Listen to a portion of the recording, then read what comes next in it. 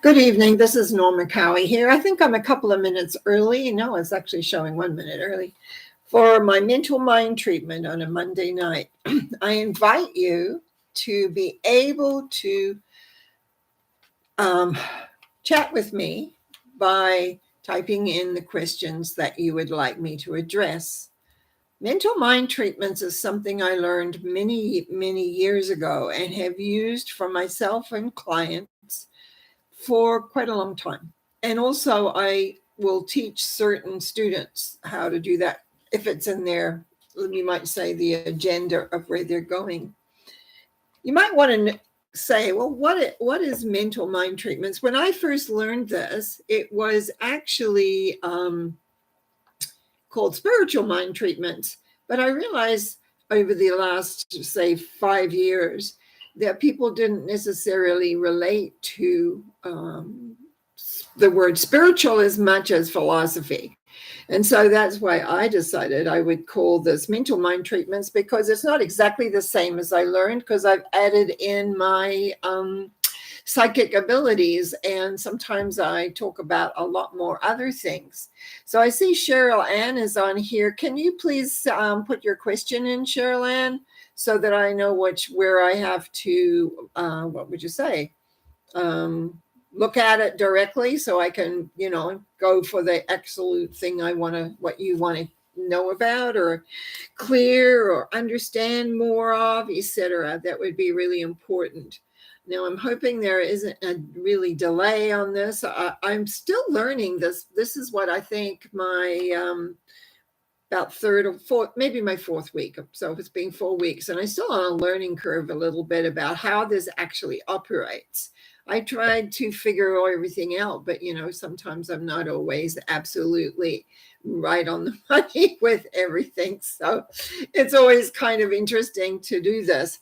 And I'm, as I've said in the other weeks, that this is an experiment in a way to see if there is a place where people would want to have spiritual mind treatments for, and how it works. I miss doing them, so I'm that's why I'm here, is because we're all still in a mini lockdown here for so many reasons, and having groups, and they keep changing. You can have so many people, then you can have this many people, then no, you can have this many people. So it's just as easy for me to work from my place and talk to you through the internet and everything else. So Cheryl Ann is finally saying she was, and I always make a note of what these are. So you'll see me a lot put my hand down, and what you may not see is the pen working. And she wants to release the mind blocks. Yes, we certainly can have those. I know that I've worked a lot of years before I began to feel I even knew myself, never mind not having mind blocks. And when I have completed Cheryl's Ann's, I will come to the next person that's up. And I appreciate you writing them. I really, really do. Okay, Cheryl Ann. Now, I know that there is one power and one essence. And I also know that we have a subconscious that is huge. And in this sense, when I say huge, it has every thought, every belief, every attitude, everything that has been occurred for many long times. And I find it is the beliefs that we've created from decisions that we've made. And even though we might feel that we have changed a decision or looking at beliefs from a different perspective, the reality is that unless we get the core of that decision and transform it totally into light and love, the decision keeps running in the background. And so when we're taking a look at mind blocks very often, what we're looking at is two levels. How the mind is thinking in the consciousness of the moment. How are those thoughts going out? Are they thoughts that you want to deal with? Are they thoughts that you want to work with? And so there I have a technique, actually, which I will put into this as time right now, which I call freeze, evaporate, replace, where you freeze the thought, you evaporate it, and you replace it with what you want. And then there is that deeper, from the decisions that we have made comes from the majority of our thinking. If we track it back, we'll find there's a base belief there somewhere or other that's guiding the show.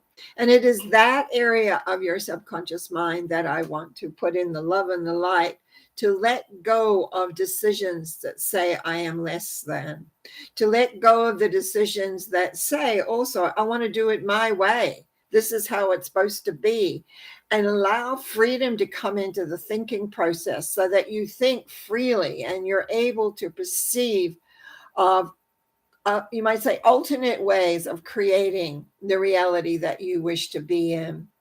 So it's actually a two-sided thing here. I feel that as you begin to open up to alternate ways, not be stuck in how it's supposed to work or what somebody else says or anything else like that. So the subconscious can spread out and maneuver into a whole new way.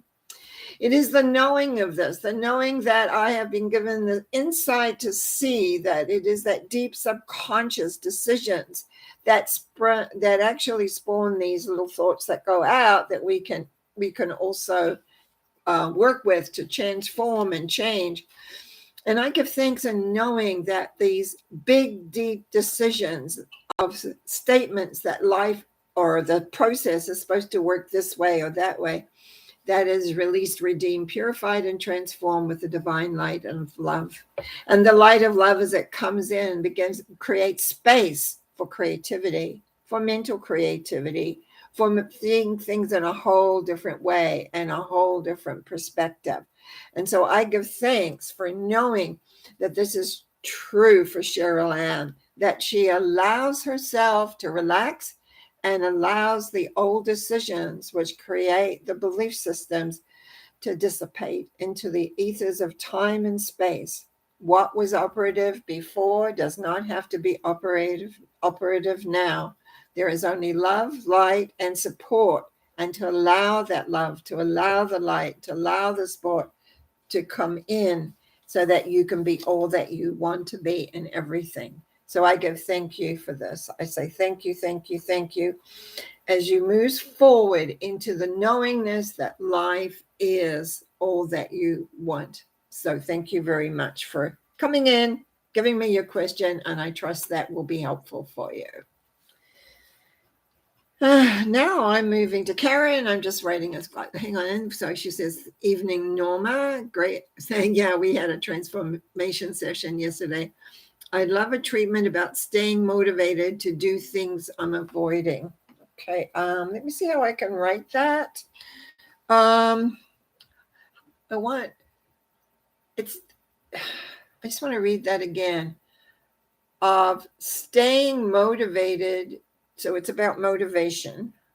Sometimes when we see things, I just got to grab it maybe a little different way. About staying motivated to do the things I'm avoiding. So in other words, to do the things you're avoiding. Perhaps that is an error of what I'm getting here is about priorities. Sometimes when we are avoiding doing something, what it is that we're scared we're not going to do it effectively. And I think that's what we're dealing with here as I move more into the vibration. So let me just, as I say, rub my hands to get a little bit more organized here.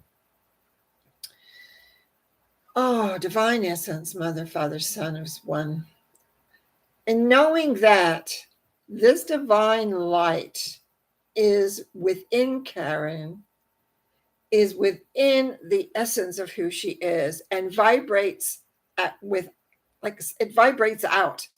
And it vibrates out in so many different areas of the life. At times it's there, but it needs direction. Basically, it needs a direction. So what are the goals? What is the purpose? What is the essence that you're leading into or wanting to do or creating? And to be able to know that anything that you want to do, really want to do, that you can do. So it's a matter of choice. It's a matter of choice here, of choosing what you really want to do, and it has a commitment opponent. Through committing to being all that you want to be and desire to be, then it is easy to move forward in the direction that you want. So what are we really avoiding by not doing? Fear of failure, fear of not completion, fear of ridicule from others. All these things tie up into why we being people, or yourself, Karen, moving forward in the direction that you really want to go in, to move forward in knowing that you are supported by this universal love force that I talk about, by knowing that it has no judgment. If you make a mistake, if it doesn't work out exactly the way you want, then you know that. Then you know that, oh, well, that for some reason didn't work at this time. Doesn't mean that it won't work at another time and place. I just sense here is that clarity is needed. Clarity to understand what your main goals are. And again, going back to the sense of purpose. What is the purpose of me being here? What is the purpose of my life in the direction of where I want to go, and what do I want to achieve, and what do I want to do? And it's a letting it go of the fears that maybe it won't be exactly the way you think it should be. Life tends to do that, where you think, oh, I'm going this direction and we're going to have this result, and you go this direction, but you get that result. And so sometimes when we're not really used to being led or being shown direction to go in, what ends up happening is that we begin to feel that we're not doing it right, or et cetera. And so there's a little bit of self-beat that gets in there, in the mind and the essence of how and what and where. So this, Karen, has to do really with, I think, embracing what you really want to do without fear of it being not quite turning out exactly the way that you maybe would want that. Now, I hope that and before I wrap that up, I'm going to actually talk directly, because I'm trusting you understand how that works. And this is from my own personal experience, because I was put on the path, you might say, many years ago, when I was quite young. And I constantly wanted to be doing something else. I constantly wanted to explore this or explore that, or go here or do this or do that. And what ended up happening eventually, I had to surrender. I had to say, okay, I'll do this. And not keep looking for another way of doing something. Or maybe I was avoiding responsibility. Maybe I was avoiding what it is that I could do or not do, or maybe not. There was still some evidence of not being good enough. So maybe this would work, or that would work, or I get this. And when I finally sat down and surrendered to the power, to the love, to the knowingness, it's been a lot of years ago I did that. And since then, it's like, yeah, this is what I do. This is what I'm here for. And life has a way of presenting things. And yes, I sometimes still buck that. I still sometimes think, oh my goodness, what am I doing? But what I sense here is that you have, it's really the motivation of doing what you really, really are wanting to do, where you're wanting to go, how you want it to be. And so as I move back and more into the place to complete this for you, I just want to say it's like thanking the energies that gave me the insight of that, thanking the energies to put the appropriate words, or it actually comes from thoughts, then they turn into words, so that you can understand that you're thinking, oh, I'm doing things to avoid. But actually, I think you're not doing the things that you really, really want to do. Anyway, I'll give thanks. I give thanks for the information. I give thanks to you. And I send you with lots of love and delight on your path. And I will keep working on this through the week. Bless your heart and thank you. Okay, thank you, Karen. Let me know how that resonated. And Cheryl Ann, thank you for your thank you. Dan, thank you for your age. I got it now, Dan. Okay. I recently lost a beloved dog of 10 years. I'm still experiencing terrible grief, yes, of loss. Can you advise how one gets over this intense pain? I'm just going to make a note of this, Dan, so I can keep working on this through the week. Loss, grief. I know some about grief and loss for sure. So let's see what we get from the divine at this point then.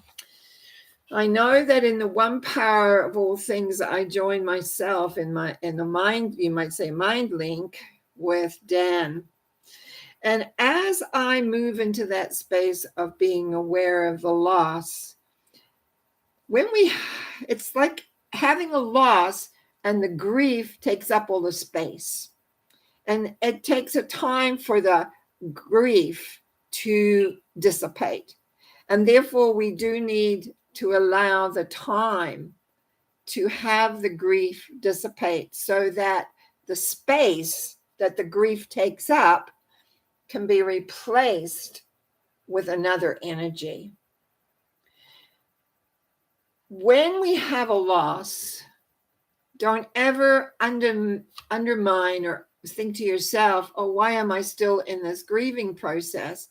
And that is because the heart grieves for what it has lost, because, as I said, the space that beloved dog of yours took up is vacant. So in order to fill that space up, you feel the grief because you're not feeling the love.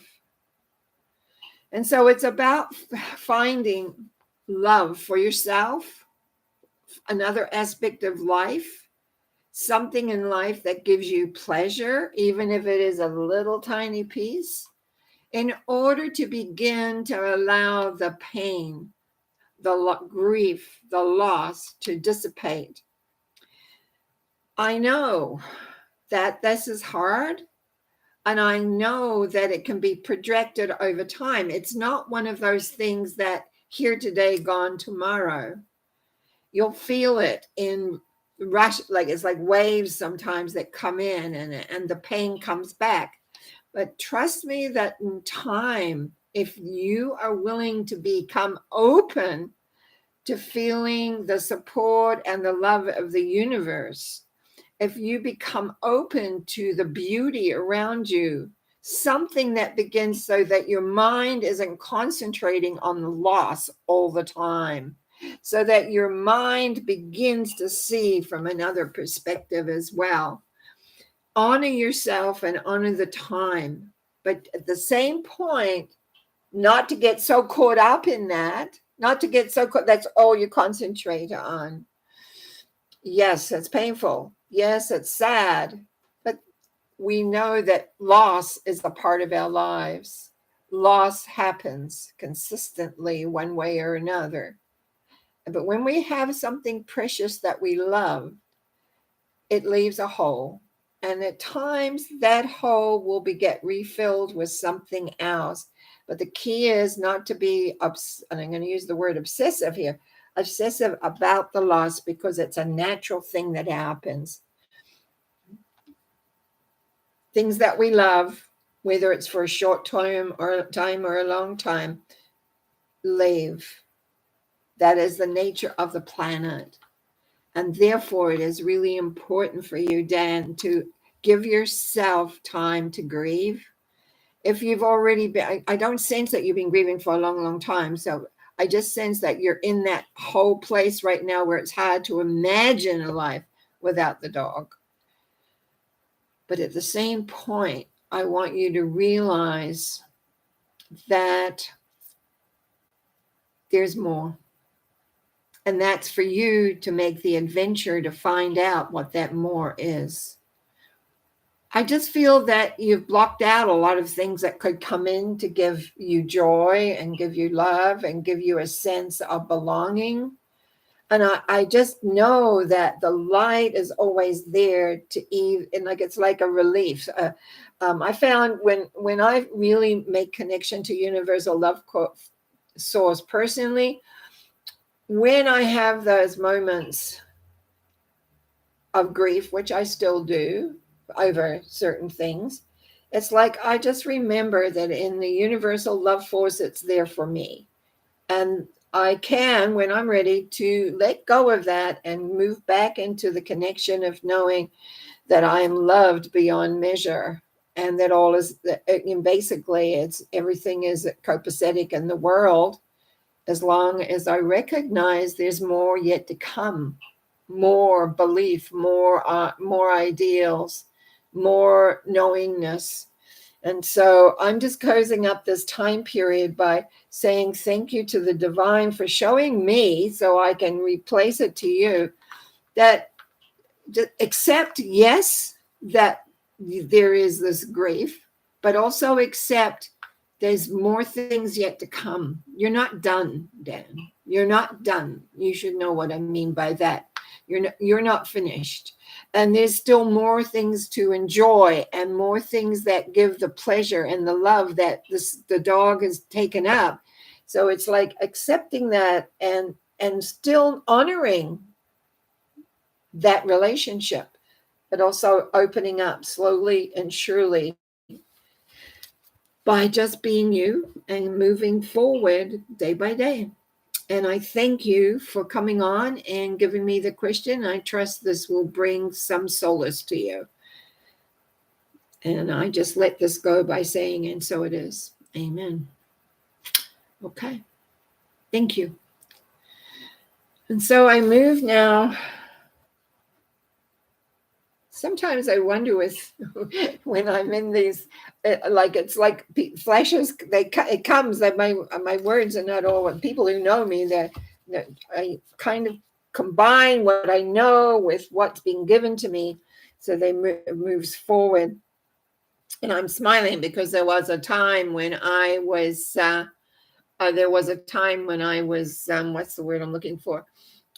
Doing treatments when I was first learning these, and the psychic, I would get these impressions, and it wasn't totally accepted, except I happened to have a minister who was teaching me who accepted my psychic abilities, because I'd get these impressions and I would move them and people would just really would get a lot. So I thank you.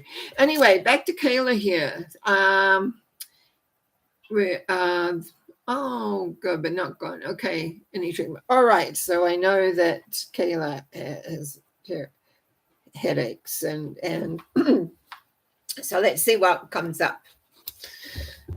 The divine essence, Mother, Father, Son is one. I'm doing a prayer on behalf of Kayla, and as I do my prayer on behalf of Kayla, I know that the light of love is strengthening and deepening within her. I sense the solar plexus getting strong, and the connection from the solar plexus out into your vibrational link to the love is strengthening. And in that, the energy is moving up and being able to dispel the tensions that are there in the headaches.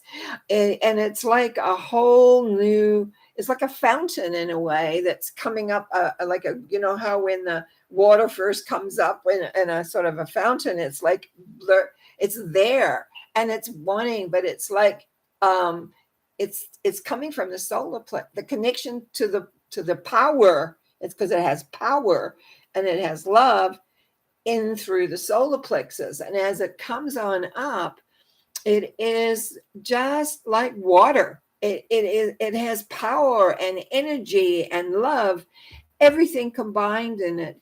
And it sort of just fills the brain totally with refreshing power of love. It just clears everything. It's like a fog is being cleared by this wind, except this isn't wind. It's like a fountain of watery love, if you put it that way.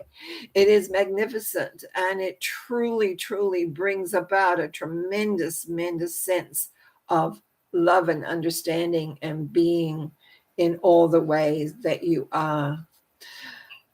Oh, I give thanks, and I just say thank you, thank you, thank you. And I kind of went out of it. I don't have no idea what I really said, except I did feel this gush of energy, and I just feel so loving and aware and freedom. That's what I feel is freedom. But it's like a whole new energy coming in, and it seemed to come right in through my solar plexus. So I'm just going to give thanks for that and know that what you are required will move forward forever into what it is that you're creating and dealing with. And I say thank you for that. Okay, I'm just going to clear the energy on that. And the next person is Karen Lee. Thank you for coming back, Karen. Appreciate it.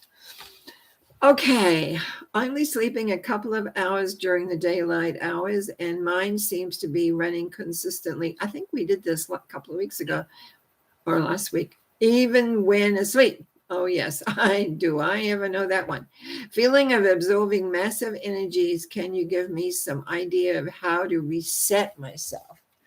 Well, I would say it might be time to have a transformation session so we can rebalance you.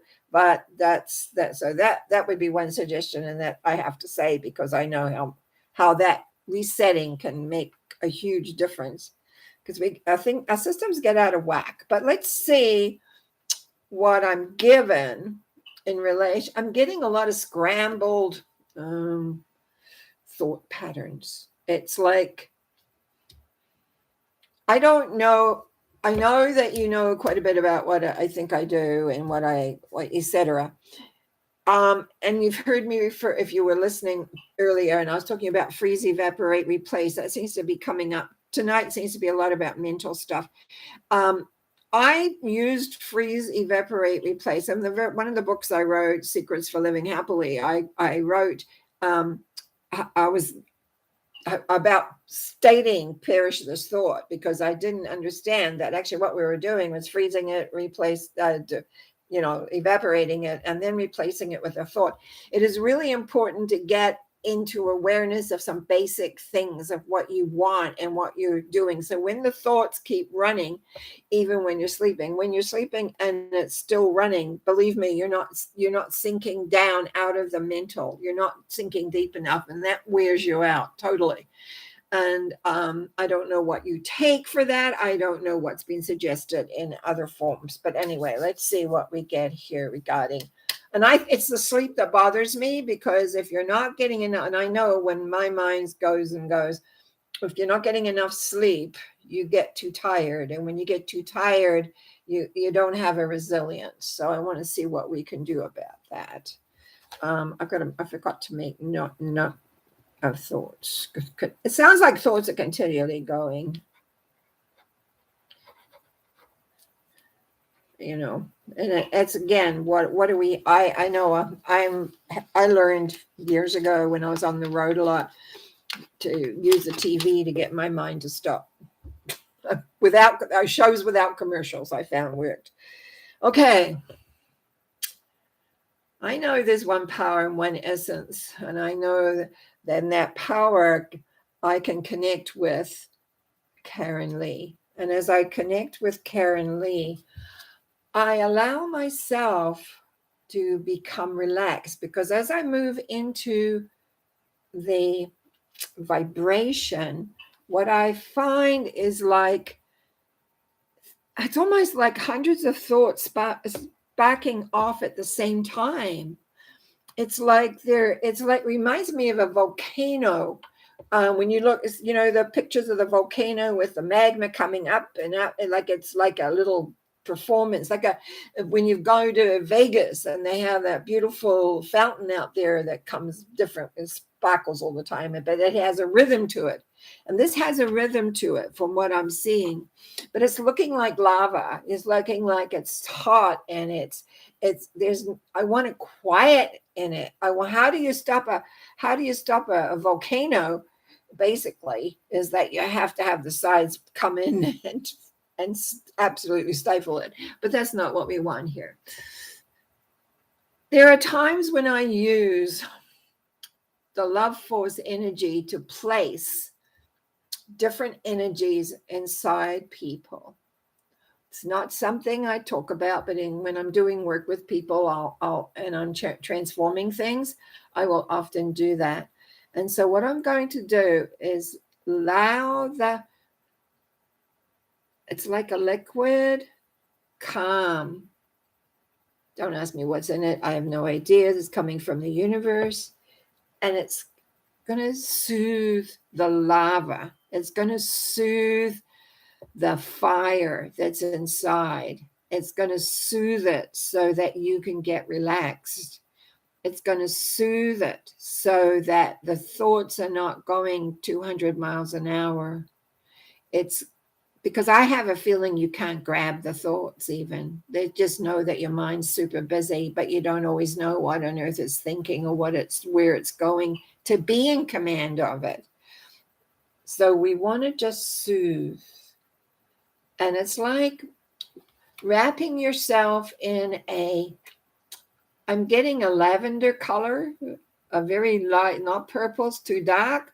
It's not violet. Is again, I need a light lavender color, and I'm just seeing you wrapped in that so that you kind of cut off the outside. I mean, you don't be doing this probably literally, but in the sense of auric, you're getting your aura like cutting off the outside so you're not having to pick up the neighborhood's thought patterns. I think you're being what do you call the antenna, where a lot of this isn't you, and it just comes in there and buzz, buzz, buzz. Anyway, we want to calm, we want to quiet. So it's like taking a very light lavender and just everything else moving away so that inside, from outside of even into your aura and in through, you just breathe out and allow the calmness to come in. You know, universal love is quiet. Universal love just cares and loves you and allows you to, and for me, sometimes I just rock in it. It's just a rocking sensation. It's like a baby being rocked because life itself has pressures, and everyone else around, by the looks of this, brings you a tremendous pressure that you're picking up, even though you may not be aware of that. So we just want everything calm and recognizing that you are loved for who you are, not by what you do, not by what you say, not by your potential or your whatever you feel like, oh my gosh, I don't know I can do that. Just know that you're loved for the essence of who you are, that you're on this planet. The planet gives you this love that says you are loved for you. It is not about what you do or say or be. It's about just what I call beingness. You are a being that is here and love for that. And it's just allowing yourself to calm into that love, that pool, that quiet, that ease, and just letting yourself sink into it and not try and figure it out. It's not for figuring, it's for being. I am being me. I am loving me because I am me. And in the quietness, away from the maddening crowd, you will sleep and be at peace and get rejuvenated. And in the knowing of this, I give thanks by saying thank you, thank you, thank you. And so it is. Amen. A big breath. Oh, well, I really, really, really trust that. I'm just waiting to see if anybody comes on late. Sometimes they do. We do have 12 people, and we've had 1, 2, 3, 4, 5 that have made the Ritz. And some, I guess, just come on to see me do my thing. I don't know, but I've got 5 thumbs up. And so I think all of this, because, it's like, I was thinking, well, maybe they prefer tarot, but I really love doing this because it connects me to the universal love force. I connect to, and it shows how I can put my things out there. And if you're willing to come and listen, if you're willing to ask me what it is that you need, I don't know. I don't care if you're on every week, like, and some of you have been now. I appreciate it. I appreciate it from the bottom of my heart. And I know often I'll get an email later saying, oh, I just missed you or whatever, because, it's like we're getting towards 35 minutes, which is fine. I don't mind. I'm willing to be up here to 8, but I want it to be consistent, because it's more difficult to move back into the vibration than to just, and I don't want to just be a mouth that's just yakking off. I do that on Wednesdays. And for those of you, I'm sure, know that on Wednesdays I have my Norma Talks, which comes on every, well, actually we record it through Zoom at 10, about 10 after 10, but I'm usually there about 1:45. We have a group of us that come. The other day I only had one, because one had to go off because she works with the horses as well, and another one wasn't feeling very well, and sometimes some other ones that anyway, that's my Wednesday. And then on Sunday I do a live stream here through YouTube, which is my Sunday thought. And I had an interesting one this last Sunday. I'm just going to tell you about it before I go. It was that I spoke on acceptance and forgiveness, and I had a very long email sent to me from someone, and I answered him today. It's a male, I think. Yeah. And I answered him today went on to YouTube and answered his, because it really touched me, because he was saying how angry he is, and with all the injustice, and he just is angry and disgusted. He's disgusted with the hate. And I understand that. And I have mythology on this. Thank you. Someone's just gave me a thank you for being here. And I actually have created what I call a sad, mad, helpless formula. We get angry, we get upset by whatever name we want to call it out there. But the bottom line is because we feel helpless, because we don't know what to do about it. We don't know what we're supposed to do about it. And the key here is, when you're connected to the bigger spirit of things, when you're connected to the love force, as I call it, because it doesn't matter what name you call it. You'll hear me sometimes use different terms, but it's basically that universal love force. Is that when you connect to that, you realize everybody, everything, no matter what they do, is loved. And therefore, whatever they do in their own way, it's all about self-forgiveness, not love's forgiveness, because it's already there. They already accept you for you. And yeah, they might like a little bit more, but usually it's because we ourselves are separated from that love force. That we ourselves do the separation. And in doing the separation, we keep things bottled up and upset, and we get more and more away from universal love. There's a lot going on that I do not approve in my own little self. I get upset about, sometimes I get angry about, by behaviors and way people treat each other and everything else. But underneath that, it passes, because I know that we are loved beyond measure. I know that love is at the bottom of everything. And if I allow whatever somebody else is doing out there to disturb my beingness for any long protected moment, because I have to recognize I'm angry first. And I recognize I'm angry because I don't know what to do about their behavior. And all I can do is look after mine, what my behavior is, and do what I can. And I can make a decision to do what I can to help the person, or just like being on here.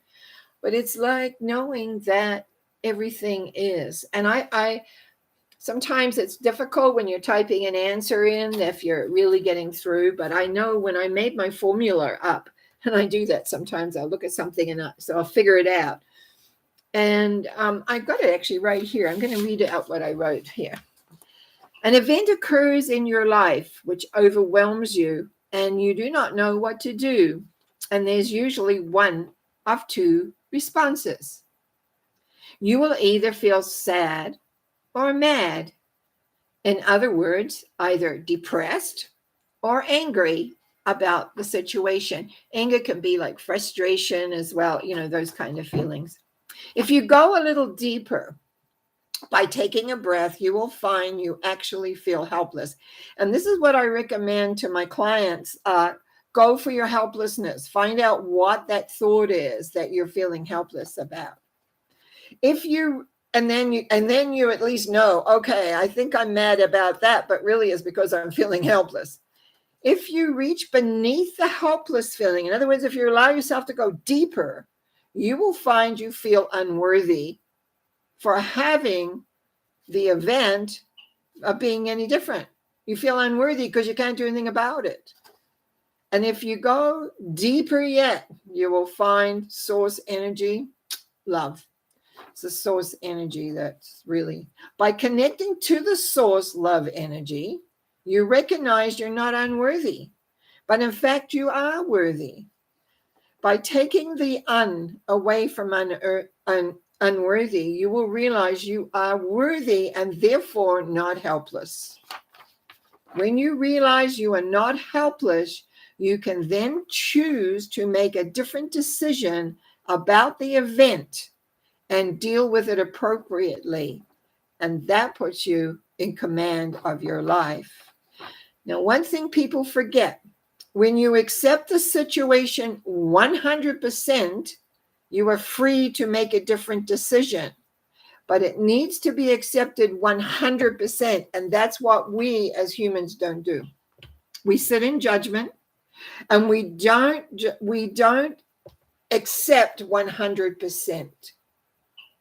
We accept 99, maybe, but it's that 1%. It's that letting go of that, of recognizing that you can make a different decision about many situations. I wish I had known this many, many years ago. And my life could have been quite different. But there again, I'm where I need to be at this moment. But if I had known this information, nobody told me that. I had to figure it out myself with the processes of clients and other things that went on, and it all began to come together because I had to figure out what is it, what's stopping it. And I do have to say that the tarot, as always, is such a large basis of where I come from.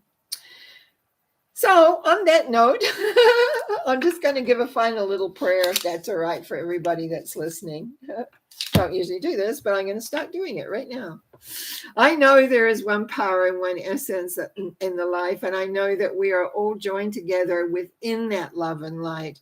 It's whether we allow it in and feel the oneness and the warmth and the security of that force, or we choose not to. By accepting that 100% of being that we are being in this world right now, and our beingness, our wonderful essence that's inside of us can radiate the love of life, can radiate out into the joy of being alive in this time of conflict, uncertainty, and all of those things, that we can decide to bring light, to bring cheer, to bring beauty, to bring wonderment wherever we can. Even if it is only a little slice, we can reflect that lovingness that is there and bring our lives into wonder, into beauty, and into essence. And so I give thanks for that. I give thanks in knowing that life is a glorious, wonderful thing, and that I can breathe in freedom, breathe in beauty, breathe in the beautiful air when it's clean and clear, and just breathe out everything that blocks and stops me from being all that I can be. And so I give thanks in knowing that this is true, that my word has been spoken, and I release this by saying, thank you, thank you, thank you. And so it is. Amen. And on that note, I say, night, everybody. Bye now.